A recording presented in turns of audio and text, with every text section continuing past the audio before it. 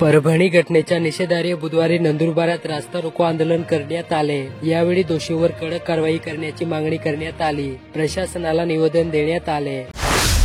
हिरवा वाटाण्याचा हंगाम सुरू झाल्यामुळे बाजारात आवक वाढली। गेल्या काही दिवसापूर्वी 100 ते 150 रुपये किलो असलेला हिरवा वाटाणा आता 60 रुपये तर हिरवी मिरचीचा भाव 50 रुपयांवर आला। त्यामुळे सामान्यांना दिलासा मिळाला। तळोदा तालुक्यातील बरत ग्रामपंचायतीच्या बिरसा मुंडा सभागृहात ग्रामपंचायतीची ग्रामसभा पार पडली। सभेत विविध विषयावर चर्चा करण्यात येऊन विविध ठराव मांडण्यात आले। दळगाव तालुक्यातील बिलगाव येथील प्राथमिक आरोग्य केंद्राच्या पाणी पुरवठा योजनेचे काम स्वदेश पद्धतीने केल्याप्रकरणी ठेकेदाराचा परवाना 1 वर्षासाठी निलंबित करण्यात आला। याबाबतचे आदेश जिल्हा परिषदेचे अतिरिक्त मुख्य कार्यकारी अधिकारी प्रमोद पवार यांनी दिले। राकोसवाडे शिवारातील चावरा इंग्लिश स्कूलमध्ये आंतरशालेय नृत्य स्पर्धेचे आयोजन करण्यात आले होते। 25 संघाचा सहभाग झाला। विद्यार्थ्यांनी नृत्यातून मांडली सामाजिक समस्या।